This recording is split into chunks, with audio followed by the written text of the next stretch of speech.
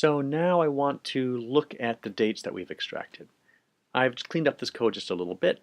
I've made a list of dates, and into that list I've appended the groups, where the groups are the result of the regular expression group function, which returns a list of things that were matched inside the regular expression. So groups is a list containing the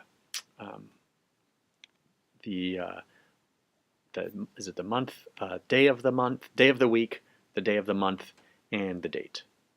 All right, so then I went ahead and just prettily printed this stuff out. So if we go ahead and run this, what we can see here is on FYI 3, this nice long list of days, months, and dates. Right? All right, very nice. But we have a problem, which is I'd like to print them in sorted order, right? I would like to have my events in date order.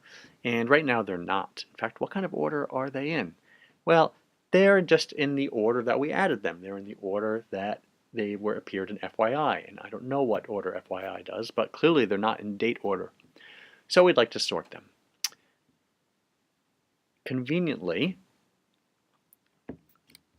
lists have a built-in sorting mechanism. We can just take any list and say sort.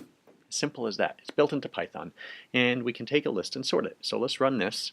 And now when we do this, we say, whoops, look at our dates. I can tell right away they're certainly not sorted by the date. So what are they sorted by? Well, of course, Python doesn't know anything about our group data structure, about our dates, right? So all I could do was look at the first item in the group, which is the day of the week, and it sorted that. Friday, Monday, Thursday, is that sorted? Well, the answer is yes if you're a computer. It's sorted alphabetically, right?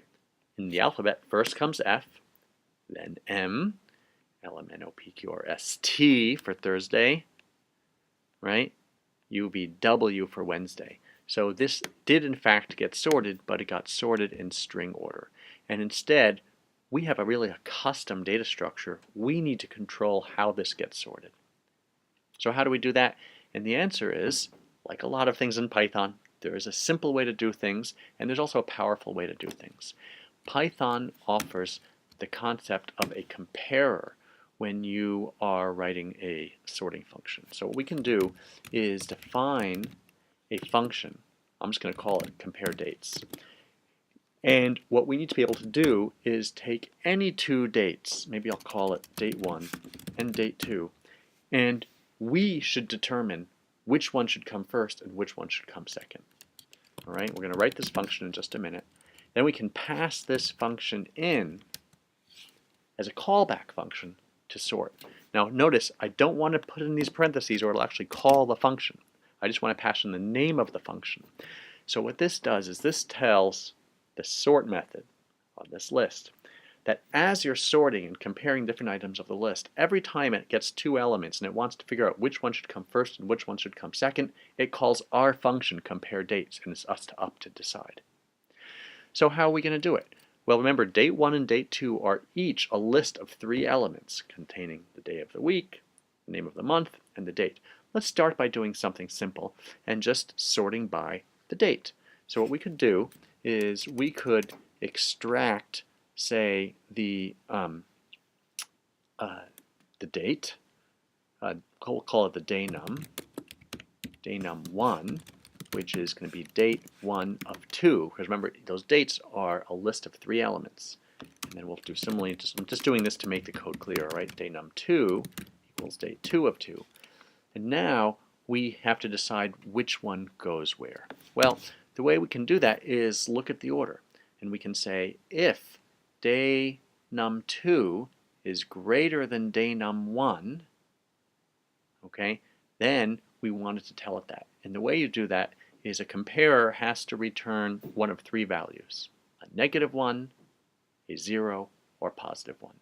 You return a -1 if the first item is less than the second item. Return a 0 if they're equal, and a 1 if date 1 is greater than date 2. So what we want to do is we can just subtract one from the other. These are, well, actually maybe we should convert them into numbers, because right now they're strings. So let's convert them to numbers, convert them into integers. Now we can subtract them.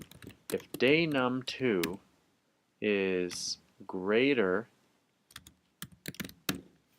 than day num1,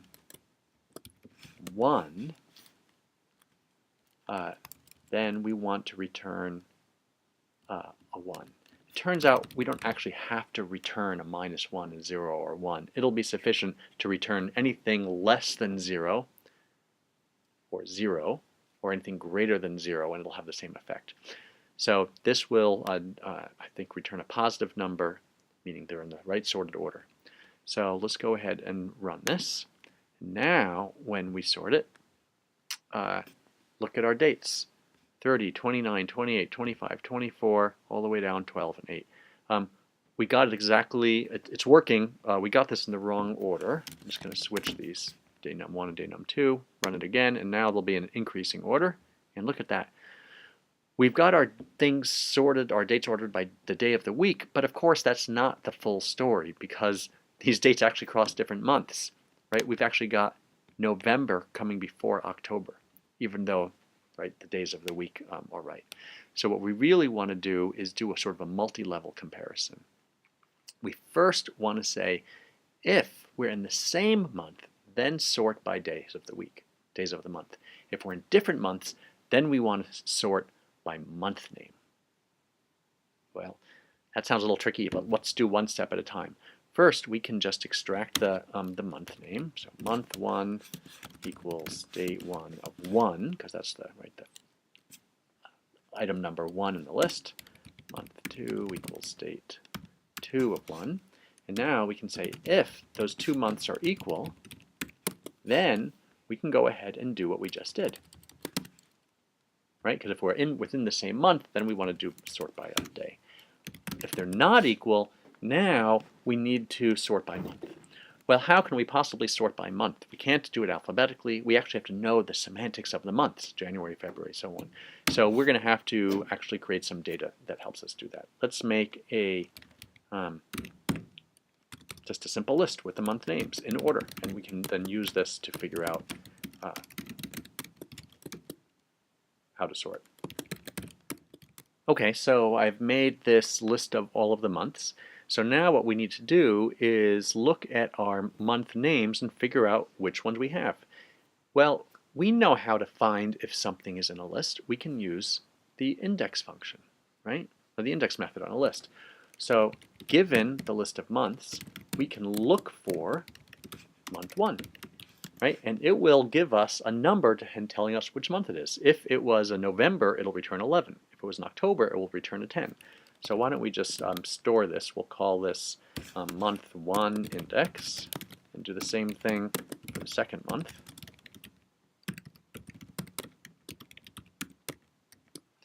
And now, just like we did before, we can return this. Probably do this in the same way, m1 index minus m2 index, right? So now we've said, look what we've done here. This is our function. We've said if the months are the same, then we return an ordering function by the day of the month. If they're different, then we return an ordering function by the month itself. All right, let's go run this again, see what we get. Month 1 not in list, yeah, right? I didn't mean to put this in strings. I meant to actually use the variables month 1 and month 2. And when we run this, let's see what we get. Starting at the beginning, October, date 24, 25, 28, 29, that's correct. And then it goes to November, 8 and 12. I think we've got it. We've got all of the October months in order and all of the November months in order. So we have written a complex comparator function.